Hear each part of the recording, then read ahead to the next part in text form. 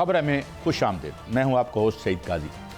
नाज़रीन, कुछ खबरें और फिर अपने मेहमानों का तारफ़ करवाते हैं। बड़ी अंदोनाक खबरें हैं आज। कच्चे के बाद बलूचिस्तान में जो दहशत गर्दी की एक लहर आई है और जिस बर्बरियत से इनोसेंट जो मासूम शहरियों का जो है किश्तो खून किया गया, इसकी जितनी भी मजम्मत करें कम है। इस पर बात करेंगे, इसकी वजूहात पे, इसके कलाकुमा हम कैसे कर सकते हैं उस पर बात करेंगे। इस्लामाबाद के बाद PTI का लाहौर का जलसा भी मनसूख, इसके पीछे क्या मसलिहत है, क्या कोई बीच में था है, कुछ बर्फ़ पिघल रही है। IPPs का दिफा इस तरह किया जा रहा है जैसे IPPs तो उन्हें कहनी नहीं चाहिए। अब ये पावर प्रोड्यूसर नहीं है बल्कि ये पावर्टी प्रोड्यूसर हैं और लोड शेडिंग प्रोड्यूसर हैं। लेकिन ज़ाहिर है जो अवैस हमारे लगारी साहब हैं वो ख़ुद उस कैबिनेट का हिस्सा हैं, जिसके जो हेड हैं जिन्होंने उनको अपॉइंट किया है वो ख़ुद इस कारोबार में है, तो उनके खिलाफ ये कैसे फैसला कर सकते हैं। क्रिकेट में मुसलसल नाकामी एक और हमारी प्राइड थी, वो कौन हमसे छीन रहा है। और आज कुछ अंदर की बातें करेंगे जो मैंने बाज़ टेस्ट क्रिकेटर से बात की, इस हवाले से बात करेंगे। मेरे साथ मौजूद हैं ब्रिगेडियर रिटायर्ड मसूद अहमद खान साहिब, तजिया निगार हैं। Thank you very much brigadier साहब आपके वक्त के लिए। रशीद बलोच साहब हमारे साथ होंगे, ब्यूरो चीफ हैं, वो हमें वहाँ से सूरत हाल बताएंगे। और मियाँ शाहिद साहब तो हमारा इस प्रोग्राम का हिस्सा होते ही हैं। बहुत शुक्रिया सबका। ब्रिगेडियर साहब आपकी तरफ आता हूँ। 2 दिनों में इस तरह लगता है कि बड़ी सोची समझी मुनज़्ज़म अंदाज से, मुख्तलिफ अंदाज में हमारे जो फ़ौजी भाइयों को शहीद किया गया, हमारे जो इनोसेंट शहरियों को निकाल के बसों से धमाके, और ये क्या कोई एक इसके पीछे क्या नज़र आता है और इसको हम कैसे इसका मुकाबला कर सकते हैं ब्रिगेडियर साहब? जी हाँ, काजी साहब बहुत शुक्रिया। देखें, पहले मैं एक्सप्लेन करना चाहूँगा बलूचिस्तान की अहमियत क्या है। बलूचिस्तान 43% ऑफ पाकिस्तान है। बलूचिस्तान में माइंस एंड मिनरल्स की वजह से इम्पोर्टेंस है। शॉर्टेस्ट रूट है सेंट्रल एशिया के लिए, चाइना के लिए। सी पैक वहाँ पे है और इसके बाद चाइनीज़ प्रेजेंस वहाँ पे है। गवादर आपका डेवलप हो रहा है। स्ट्रेट ऑफ हॉर्मस जो है साथ ही है, जहाँ से 40% वर्ल्ड ऑयल वहाँ से गुजरता है। तो इंडिया भी समझता है कि चाइनीज़ के आने के बाद उनके सी लाइंस ऑफ कम्युनिकेशन भी थ्रेटन हैं। पिछले 20 साल जो है इंडिया अपने अफगानिस्तान को यूज़ किया टू डिस्टेबलाइज बलूचिस्तान, और इनकी तारीख तो 1947 से चलती है, जब उन्होंने अफगानिस्तान के गवर्नमेंट के साथ हाथ मिलाया और वहाँ से जब इंसर्जेंसी स्टार्ट हुई तो उन्होंने मदद करते रहे। अफगानिस्तान ने भी अपना हाथ, अपना हिस्सा डाला।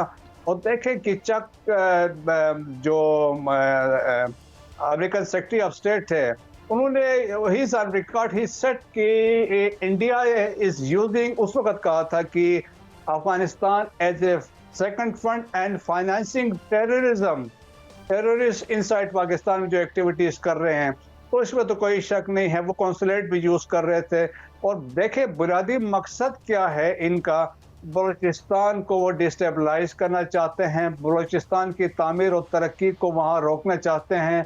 कुलभूषण यादव देखें वहाँ पे पकड़ा गया, और जो वहाँ पे और जिसने कमिट बाद में जो कन्फेशनल स्टेटमेंट भी दी, उनका मकसद था इंसर्जेंसी को बढ़ाना, लोकल जो टेररिस्ट ऑर्गेनाइजेशन से उनसे मुलाकात करना, हज़ारों कम्युनिटी को टारगेट करना, और कराची में भी ऑपरेशन प्लान करने थे।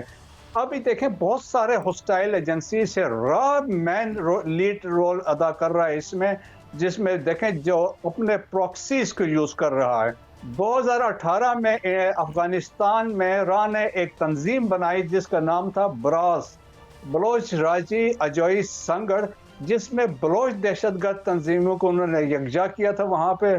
और उनका फोकस उस वक़्त था, बलूचिस्तान भी था और वो कराची भी इसका फोकस था। और ये प्रॉक्सीज हैं। इसके साथ साथ अब हमने देखा कि पीछे माजी में मामा कदीर का एक नाम बड़ा चला, जो मिसिंग पर्सन का ड्रामा करते रहे। अब रिसेंटली वी सा मारंग, जो मिसिंग पर्सन का ड्रामा करते हुए एक मुझसे मार्च किया, इस्लामाबाद आई, फिर मस्तूंग की तरफ से भी गई, होते हुए गवादर भी गई। लेकिन आप हैरान होंगे, मिसिंग पर्सन सबसे कम केसेस बलूचिस्तान के हैं और ज़्यादा केसेस खैबर पख्तूनख्वा के हैं। लेकिन सिंस पॉलिटिकल नैरेटिव्स हैंडलर्स की तरफ से यही मिला था कि आपने मिसिंग पर्सन के इशू को रेज करना है। अब मिसिंग पर्सन कौन थे, अभी आप देख लें। अभी देखें, जब वो यहाँ इस्लामाबाद में धरने में बैठी थी तो पाकिस्तान। सर, मैं मियाँ शाहिद बात कर रहा हूँ। मेरा सर एक सवाल है, उस पर थोड़ा सा रहनुमाई कीजिएगा कि जितने भी ये ग्रुप्स हैं, इनके जो फुटप्रिंट हैं वो पड़ोसी मुल्कों से मिलते हैं, जिस तरह अफ़गानिस्तान है और ईरान है। आपने जो बात की इसकी मजीद ग्रुप की और दूसरा मारंग बलोच और दीगर और बशीर ज़ेब एक नया कमांडर जो है वो भी, ये सारे अफ़गानिस्तान में और ईरान में पाए जाते हैं। तो इन मुल्कों से बात नहीं की जा सकती कि ये अपनी सरजमीन जो है वो इस्तेमाल ना करने दें? देखें, ये तो सबसे बड़ी बदकिस्मती, हम पिछले 3 साल से अफगानिस्तान को कह रहे हैं कि आपने TTP को और बलोच दहशतगर्दों को वहाँ पे हाइड आउट्स दिए हैं, अमेरिकन वेपन्स दिए हैं, लॉजिस्टिक्स दे रहे हैं, फाइनेंशियल आप सपोर्ट कर रहे हैं, फैसिलिटेशन कर रहे हैं, वहाँ पे लिबर्टी है फ्रीडम की, तो वो तो इसमें तो कोई शक ही नहीं है, दो राय नहीं है, एविडेंस है। और यूनाइटेड नेशन एनालिटिकल जो सपोर्ट और सैंक्शन मॉनिटरिंग टीम की 1 अगस्त की जो रिपोर्ट है उसमें उन्होंने सारी चीज़ें उसमें लिखा हुआ है कि कौन कहाँ से ऑपरेट कर रहा है, तो सबूत के साथ वो रिपोर्ट आई है। और इसी तरीके से ईरान में भी प्रेजेंस इनकी पहले थी और अभी भी यकीनन प्रेजेंस वहाँ पे होगी जब हमने स्ट्राइक्स किया। लेकिन देखें, अनफॉर्चुनेटली अफगानिस्तान भी इनको हमारे खिलाफ एज ए प्रॉक्सी इस्तेमाल कर रहा है। पाकिस्तान पे प्रेशर डालने के लिए TTP को, BLA को, BLF को एज ए प्रॉक्सी इस्तेमाल कर रहा है। वो अपना जो ब्रांड है, वो अपना जो इस्लाम है वो हम पे वो चाहता है कि यहाँ पे हो। वो ये भी चाहते हैं हम TTP को यहाँ पे अकोमोडेट करें, जो मुमकिन चीज़ें नहीं हैं। लेकिन ये है कि वो चीज़ें अभी देखें, रिसेंटली भी चीफ ऑफ आर्मी स्टाफ ने PMA में जरा थोड़ी सी मुझे इजाज़त दीजिएगा। मैं चाहूँगा, हमारे साथ रशीद बलोच साहब हैं जो हमारे ब्यूरो चीफ हैं GNN के कोयटा में, थोड़ी सी आप ज़रा वजाहत करें। एक तो ज़मीन पे सूरत हाल क्या है, कंट्रोल किस हद तक अब बहाल है, और क्या इन लोगों के पीछे कोई है, इनके पकड़े जाने की कोई सबील हो रही है? रशीद बलोच साहब, ज़रा थोड़ी सी हमें बताइए वहाँ ज़मीन पे सूरत हाल क्या है। जी देखिए, रात को तो तकरीबन मगरिब के बाद ये तमाम सूरत हाल पैदा हो गई थी, लेकिन सुबह होते ही इस वक्त तमाम जो शायरा है जहाँ पे वाक़यात पेश आए हैं वो तकरीबन क्लियर हो गए। लेकिन एक चीज़ और भी है। देखिए, जब भी बलूचिस्तान में वाक़यात हुए हैं तो वो रात को ही इस तरह के वाक़यात जहाँ पे RCDs को ब्रेक किया गया है या किसी कैंप के अंदर घुसा गया है, वो ज़्यादातर जो टाइमिंग अगर आप देखेंगे माजी में, वो जो है वो रात के वक़्त के हैं। और ये जो कल के वाक़यात हैं वो भी रात को पेश आए थे, और जो मुसल्लह लोग थे उन्होंने आके मुख्तलिफ शायरान को ब्रेक किया, वहाँ पे लोगों के शनाख्ती कार्ड चेक किए गए, गाड़ियाँ नज़र आतिश की गई और लेवीज चेक पोस्टें वगैरह, ये तमाम एपिसोड हुए। काजी साहब, दरअसल देखिए, एक चीज़ जो हम बलूचिस्तान में बैठे हम एक चीज़ नोट कर रहे हैं।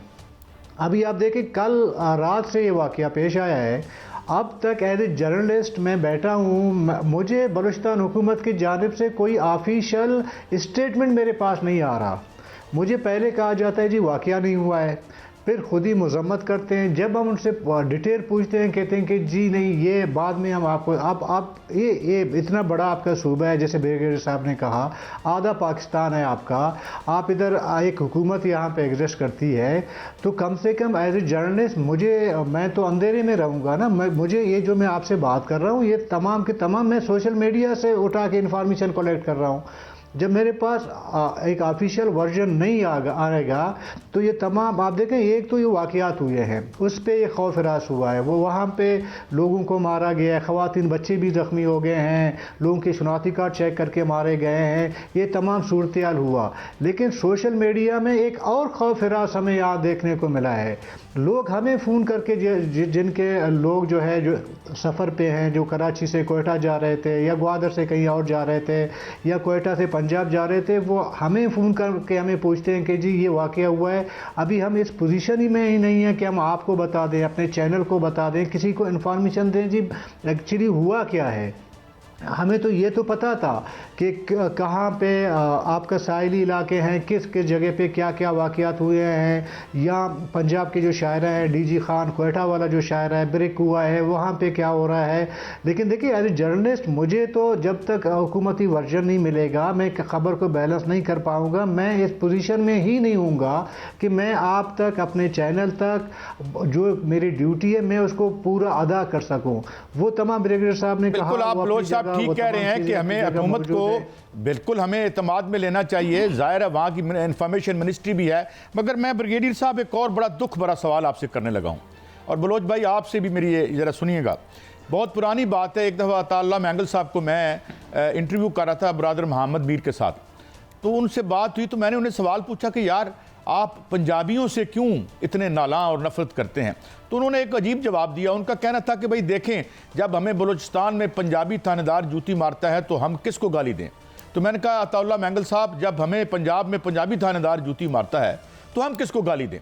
ये कितना तकलीफ दे है। देखें कि आप गाड़ियों में से निकाल के उनके शनाख्ती कार्ड दे के, ब्रिगेडियर साहब खुदा की कसम ये स्टोरी दिल करते हुए दिल लहू लहू हो जाता है। क्या कहेंगे आप? जी हाँ, देखें कि ये काजी साहब ये फ्रस्ट्रेशन जाहिर करती है। वो जो टेररिस्ट हैं वो देखें सिक्योरिटी फोर्सेस का मुकाबला तो नहीं कर सकते हैं, इनोसेंट सिविलियंस को टारगेट कर रहे हैं। जो मुसाखेल में जो वाकया हुआ जिसमें 23 इनोसेंट लोगों की जाने गई, तो मेरा ख्याल में इससे बड़ी बुजदिली क्या हो सकती है। इंस्टेड कि आप जाते सिक्योरिटी फोर्सेस से मुकाबला करते, आपने शनाख्ती कार्ड देख के उनको टारगेट किया। अब सवाल काजी साहब ये पैदा होता है, क्या मारंग इस पे कंडम करेगी ये वाकयात जो हुए हैं? क्या पाकिस्तान के अंदर वो जो सूडो इंटेलेक्चुअल्स हैं, जो जर्नलिस्ट उनको सपोर्ट कर रहे थे, मामा कदीर को, मारंग को, क्या वो कंडम करेंगे? जो ये किलिंग्स वहाँ पे हुई है, बच्चे खवातीन वहाँ पे थे, क्या वो कंडम करेंगे? तो मेरा ख्याल में कि अब पाकिस्तान एक ऐसे स्टेज पे हम पहुंचे हैं कि हमने चीजें सीरियसली देखनी है और इसमें कोई कंप्रोमाइज नहीं करना चाहिए।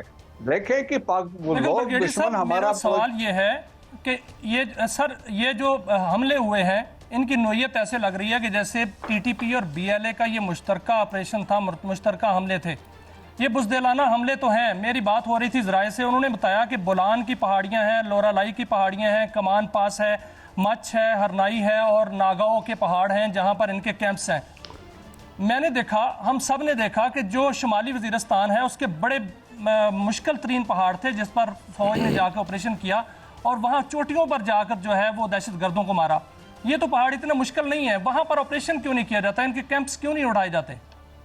ये देखें, आपकी बात यह है कि ऑपरेशंस तो हो रहे हैं। एक तो मैं पहले चीज़ वो क्लियर कर दूं, जो आपने कहा कि टीटीपी, देखें 2020 में इंडिया रॉ ने एक कंसोर्शियम बनाया ब्रास बनाने के बाद, जिसमें टीटीपी भी शामिल की और वो ये ब्रास भी शामिल थी। अगर आपको याद हो, नसरुल्लाह रिसेंटली जो बलूचिस्तान में पकड़ा गया था, वो उसको फैसिलिटेट लेके आने वाले तो बीएलए वाले थे, उसको लेके फैसिलिटेट उसी ने आके फिर कहा था जब पकड़ा गया कि बशीर ज़ैब अफगानिस्तान में बैठा हुआ है।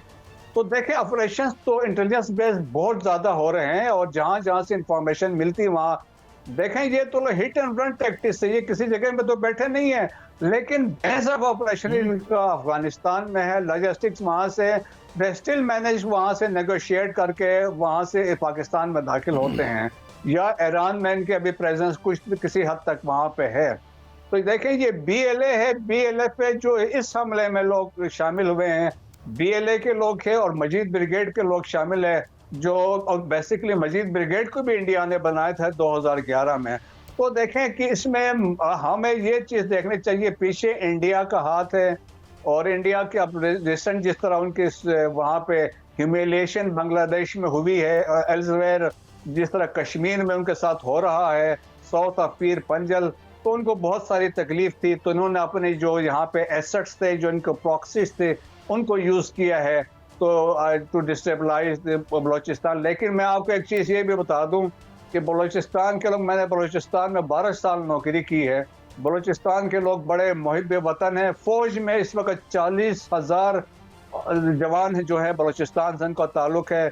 सिविल आर्म फोर्सेस में हज़ारों है, 800 के करीब बलोच अफसर हैं जो बलूचिस्तान से जिनका ताल्लुक़ है। शहादतें वो भी दे रहे हैं।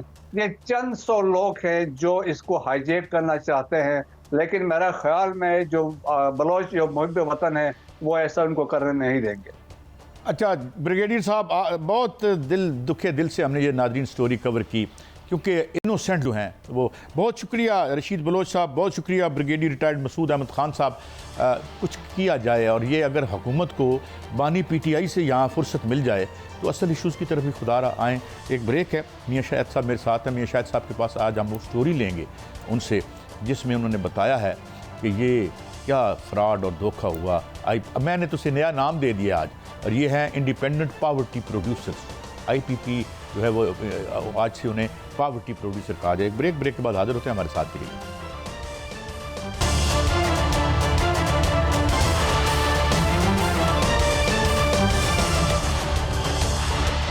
वेलकम बैक नाज़रीन। हमें ज्वाइन किया है किसी तारफ़ के मोहताज नहीं, जनाब शौकत प्राचा साहब इस्लामाबाद से अपना शो करते हैं, जाने माना नाम है। बहुत शुक्रिया प्राचा साहब। और ज़ाहिर मियाँ शाहिद साहब भी हमारे साथ मौजूद हैं, वो भी सवाल जवाब करेंगे।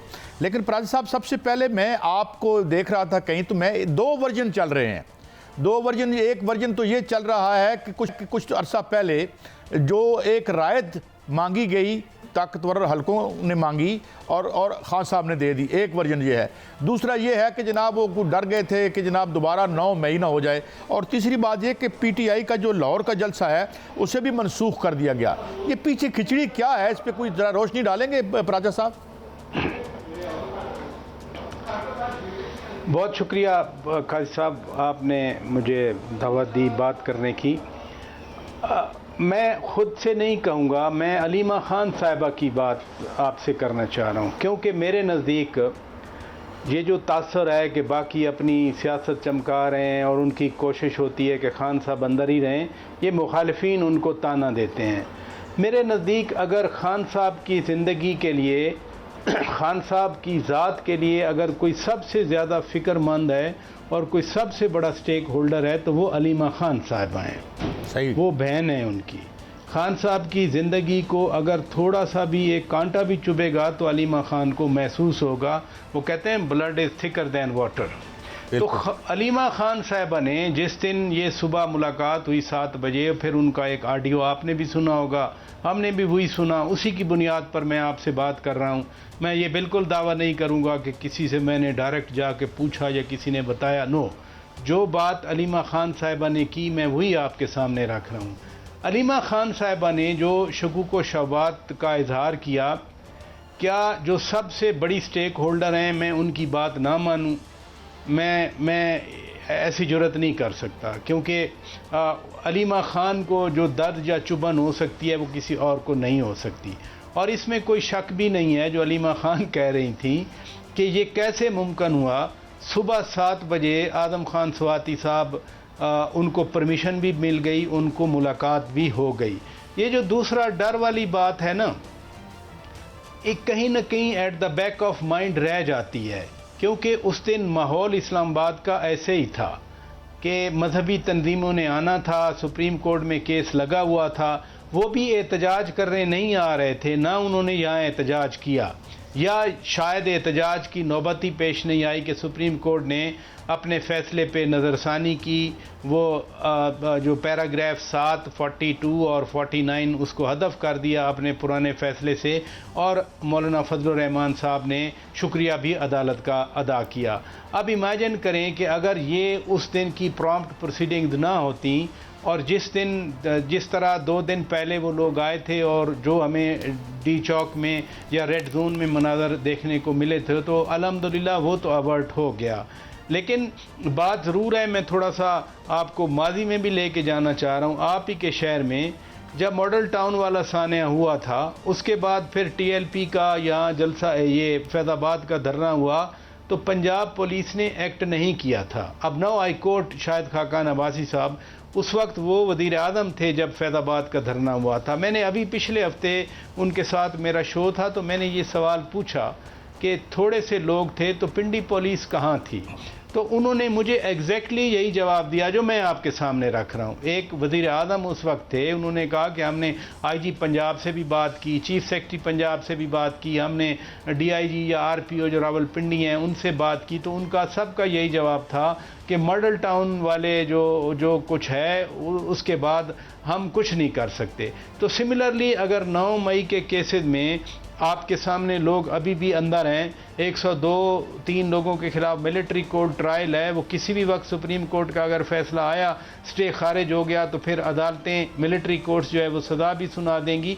ये एंगल जो एक सवाल तो अली बनता है अमीन ना, खान गंडा साहब मैं मियां शाहिद बात कर रहा हूँ, एक सवाल तो बनता है कि जी मियां है साहब, वो जेल में है, उनको नहीं पता कि बाहर क्या हो रहा है, और आजम स्वाति जो है वो सुबह 7 बजे जाते हैं, जो इससे पहले कभी जेल में नहीं गए, उनको जेल में जो है जाने ही नहीं दिया जाता रहा मुलाकात के लिए।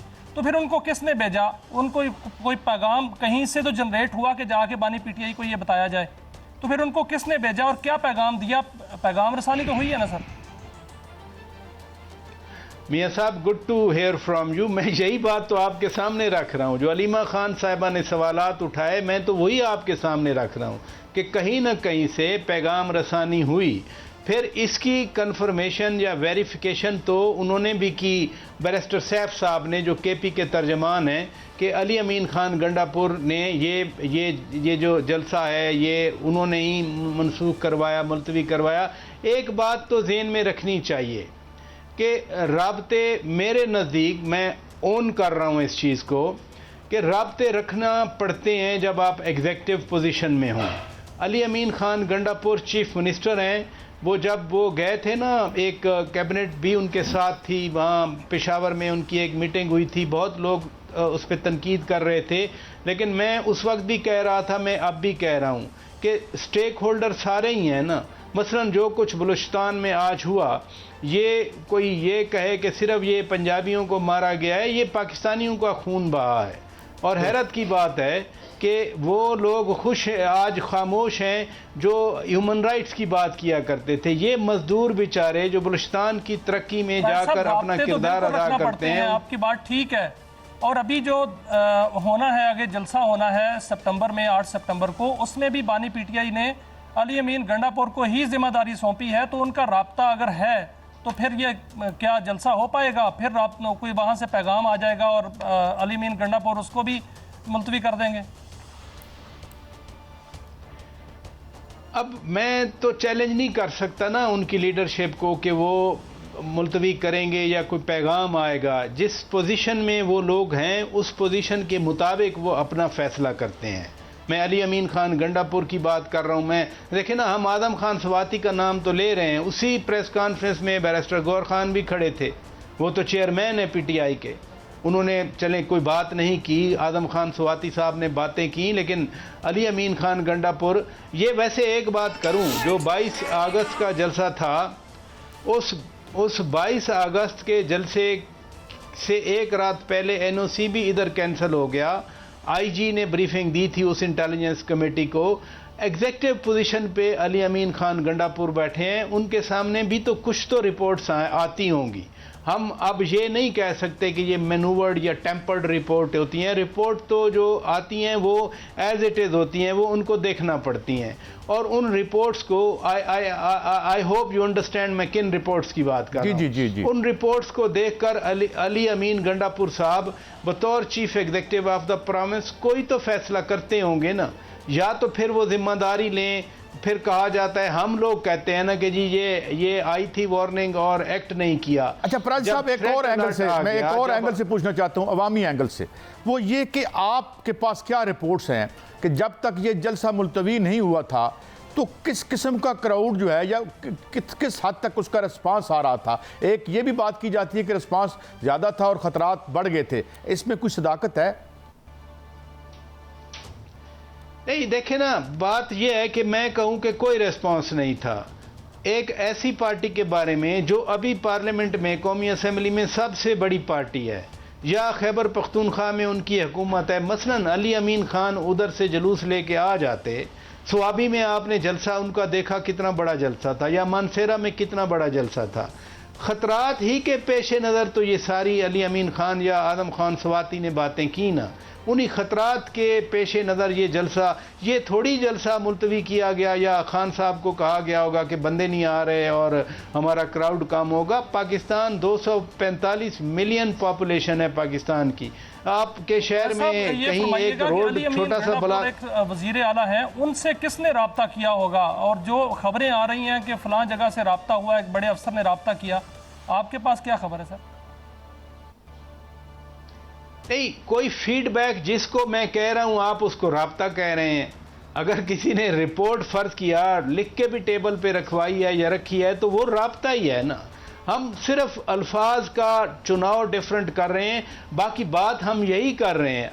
अगर मैसेज आया है, फ़र्ज़ किया, या टेलीफोन आया है, फ़र्ज़ किया, या एक रिटन फॉर्म में रिपोर्ट आई है, वैसे तो ऑफिशियल कम्युनिकेशन में वो भी at the level of chief minister या प्राइम मिनिस्टर, वो कोई वर्बल चीज़ की अहमियत नहीं होती, वो सारा इन ट्रांसक्रिप्ट होता है। वो ट्रांसक्रिप्ट रिकॉर्ड में भी रखा जाता है। आपने देखा ये जो साइफर था, ये भी तो एक ट्रांसक्रिप्ट ही था। तो ट्रांसक्रिप्ट जब ऑफिशियल पोजीशन में आता है, आपको उस पे सिग्नेचर करना होता है येस और नो के, बिकॉज फिर देन यू आर लायबल, आपकी रिस्पॉन्सिबिलिटी बनती है। बाहर खड़े होकर तकरीरें करना अपोजिशन बेंचेस पे या ट्रेजरी बेंचेस पे बैठकर, वो अलहदा चीज़ है। बट जब ये होता है ना, the minister has seen the summary, या chief minister has seen the summary, फिर उसके सीन के ऊपर भी साइन किए जाते हैं ताकि फ्यूचर में आपके ऊपर एक रिस्पॉन्सिबिलिटी फिक्स की जा सके। अच्छा प्राचा साहब, एक और एंगल, आप जैसे एक बड़े साफ़ी ने ये क्लेम किया अपने सोशल मीडिया पे भी और शायद दूसरे चैनल पे भी कि ये जो भी मुबैना राब्ता या फीडबैक हुआ, ये वजारत दाखिला यानी जो सेंटर की है उसकी टॉप हस्ती ने ये राब्ता किया। आप इस्लामाबाद में हैं, do you buy this theory? अब वजारत दाखिला के अंडर नेक्टा भी है, नेशनल क्राइसिस मैनेजमेंट सेल भी इसी वजारत के अंडर रहा है। नेक्टा जो इन पेपर्स तो नहीं, वजीर मौसूफ का बाकायदा नाम लिया गया, वजीर मौसूफ का बाकायदा नाम लिया गया। आपको मालूम है 2 मीटिंग्स इधर इस्लामाबाद में हुई, अली अमीन खान गंडापुर और मोहसिन नकवी साहब जिनका आप नाम ले रहे हैं, और इसी तरह वो पेशावर भी गए थे। मैं आपसे यही तो गुजारिश कर रहा हूं कि राब्ते हैं और राब्ते रहना चाहिए। सिर्फ ये नहीं कि हैं कहे कि मैं इसको कह दूं मैं अपनी जान छुड़वा लूं। नो, मैं ऊपर से ओनरशिप ले रहा हूं। मैं कहता हूं राब्ते रहना चाहिए। यही राब्तों का फुकदान अगर हो जाए तो फिर मसला बनता है। और मसला क्या बनता है? आज जैसे सानिया बलूचिस्तान में हो गया, फिर इस तरह के मसाइल बनते हैं। लिहाजा रवाबत हैं और इसको रद्द तो नहीं किया जा सकता ना।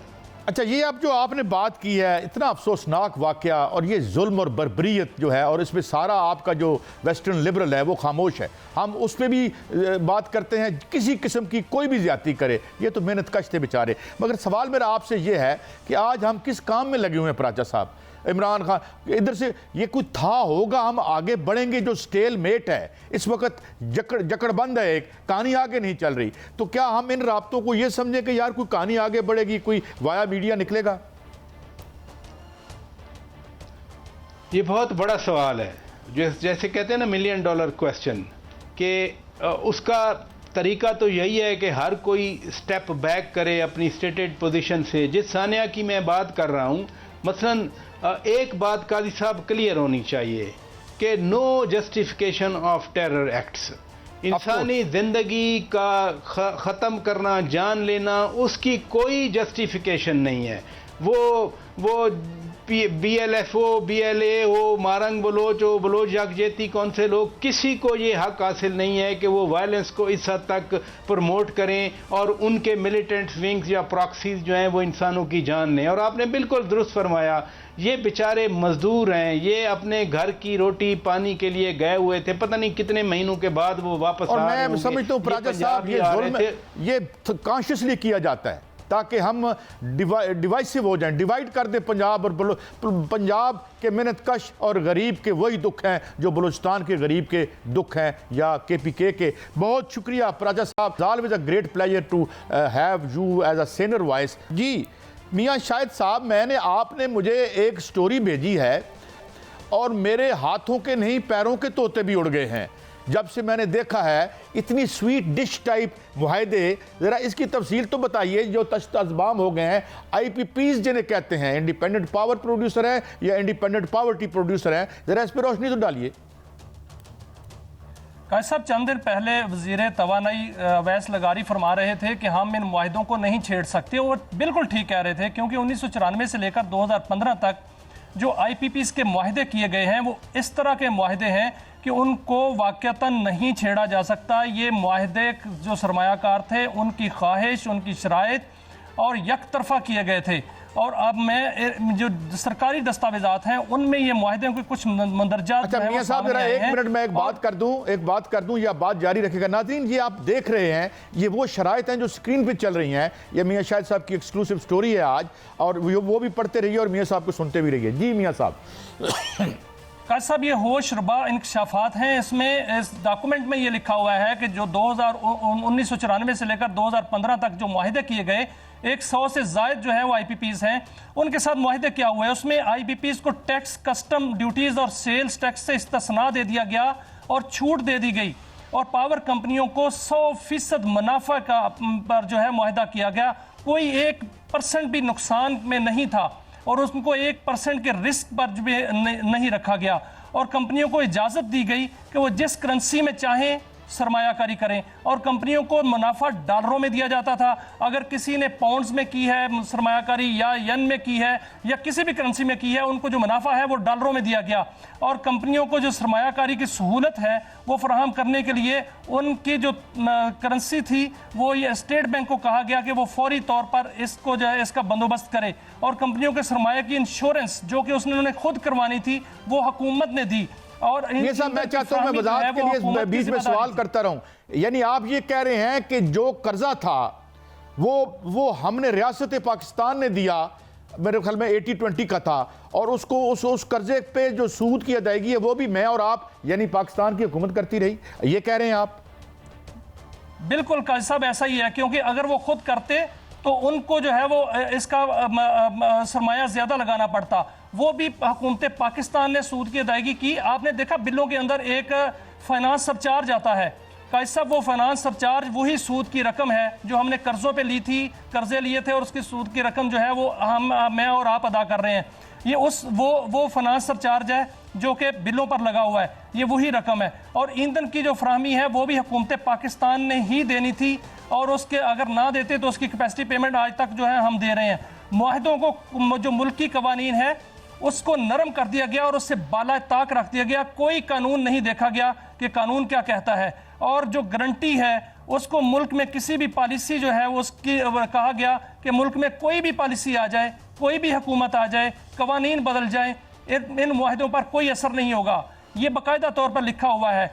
और टैक्सों में अगर तब्दीली भी होती है, रद्दोअमल होता है, तो उसका रद्दोबदल का कोई असर नहीं होगा, लेकिन उनका सरमाया ज़रूर बढ़ेगा। अगर टैक्स ज़्यादा होते हैं तो फिर उन जो है सार्फिन पर लागू हो जाएंगे, उसका जो टैरिफ है वो बढ़ जाएगा, लेकिन उन पर असर नहीं पड़ेगा। और टैक्सेस और ड्यूटीज़ में सहूलियात से IPPs ने 1200 अरब रुपए कमाए हैं काजी साहब। और करेंसी में जो सहूलियात दी गई हैं उनमें IPPs ने मुख्तलिफ करेंसियाँ इस्तेमाल की, लेकिन वसूलियाँ जो की वो डॉलर में की।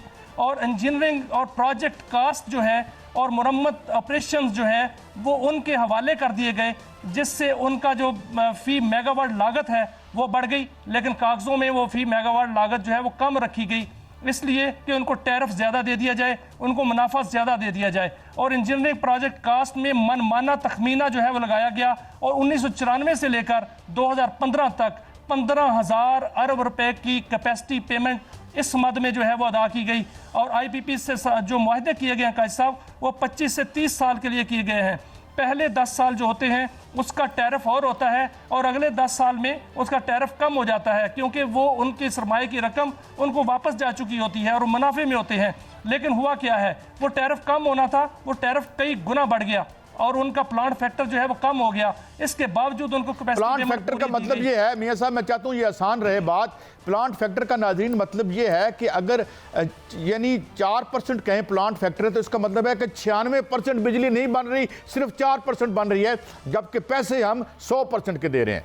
एम आई राइट मियां साहब? जी जी कायद साहब, जब पावर प्लांट लगता है, उसका मुआहदा होता है और टैरिफ लिया जाता है नेपरा में, तो उसमें बताया जाता है कि इसका प्लांट फैक्टर क्या होगा, और प्लांट फैक्टर जो है वो रखा जाता है 75%, 60%, जितनी उसकी एफिशिएंसी वो बताया जाता है। लेकिन यहाँ पर जो है वो 8% पे भी चले, 4% पे भी चले, 0% पे भी चले, लेकिन उनको मुनाफा 100% 0% का मतलब कि बिजली प्रोड्यूस ही नहीं गई है। जब आप 0% कहते हैं तो बिजली बनी ही नहीं, मगर हम पेमेंट कर रहे थे, और हमारे वजीर मौसूफ कहते हैं कि हम उनसे नेगोशिएट करेंगे, उन्हें आमादा करेंगे। ये ऐसे ही है जैसे मेरे घर में कोई बंदा कोई आए लूट मार करने, तो मैं उसे कहूं कि यार जरा आमादा करता हूं, जरा थोड़ा हाथ हौला रखना। मियां साहब जी जारी रखिए। जी जी कायद साहब, ऐसे ही किया गया है। जो प्लांट फैक्टर है वो आप देखें कि हबको है, उसने 1% बिजली पैदा नहीं की, वो चलता ही नहीं है। आज हबको देख लें, आज भी बंद है, पिछले महीने भी बंद था, पूरा साल बंद रहा और कई सालों से बंद है, लेकिन उसको कैपेसिटी पेमेंट मिलती है। नंदीपुर जो है वो 8% पे चलता रहा, उसको कैपेसिटी पेमेंट एक साल में 15 अरब रुपया मिली। इसी तरह दीगर जो चीज उसने 8 रुपए की बनाई, 8 रुपए की बनाई, उसमें 92 रुपए डाल के 100% करके उसे दी गई कीमत। मियां साहब जी बिल्कुल ऐसा ही हुआ, क्योंकि उसको जो टैरिफ पहले मिला था जब पावर प्लांट लगा था वो 10 रुपए लगा था, फिर उसमें 42 रुपए का इजाफा हुआ, और जो 42 रुपए हैं उसमें ज्यादा से ज्यादा जो हिस्सा है वो कैपेसिटी पेमेंट का है, और उसने सिर्फ 8%। मियां साहब हम इस स्टोरी का कल भी एक फॉलो अप करेंगे। नाजरीन, मैं ब्रेक की तरफ बढ़ रहा हूं। ब्रेक से जाने से पहले मैंने एक लफ्ज़ इस्तेमाल किया था इंडिपेंडेंट पावर्टी प्रोड्यूसर्स, मगर इसमें मैं आज इजाफा करके जाता हूं कि इंडिपेंडेंट वेरी पावरफुल पीपल, जिनके आगे 25 करोड़ अवाम, हुकूमत, सब ताकतवर इस तरह बेबस हैं कि बस नाम रहे अल्लाह का। एक ब्रेक है, ब्रेक के बाद वापस आते हैं, कुछ और अहम खबरें, हमारे साथ रहिए।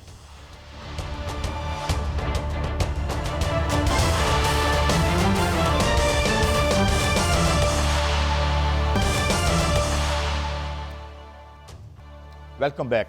नाज़रीन, हमें ज्वाइन किया है मुझे और मियां शाहिद साहब को जनाब कामरान अकमल साहब, किसी तारफ़ के मोहताज नहीं, माया नाज खिलाड़ी, हमारे प्राइड इस मुल्क की। बहुत शुक्रिया कामरान अकमल साहब। कामरान अकमल साहब, हॉकी का फातिहा हम पढ़ चुके। मेरी बचपन और जवानी जो है वो हॉकी देखते हुए, मैं I was a sports freak. अब ये जो क्रिकेट है, अब इसका भी फातिहा पढ़ दें हम।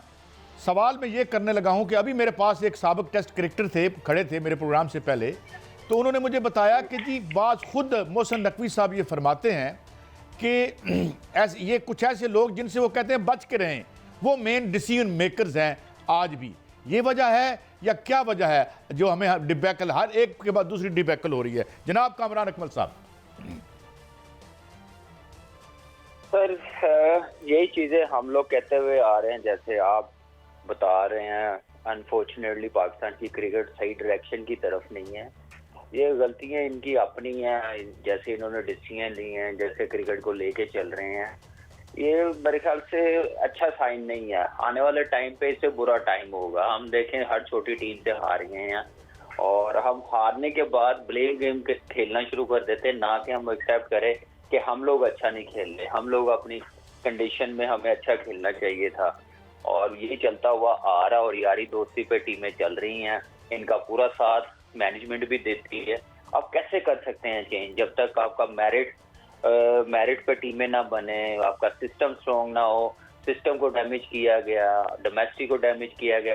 जो कोई भी बोर्ड आता है डोमेस्टिक क्रिकेट को फॉर्मेट सारे चेंज कर देता है, नाम चेंज कर देता है, जिससे क्रिकेट बेहतर हो। ऐसे चीजें बेहतर नहीं हो सकती। तो मेरे ख्याल से यही वजह रही है, इससे बुरी हार नहीं मिल सकती।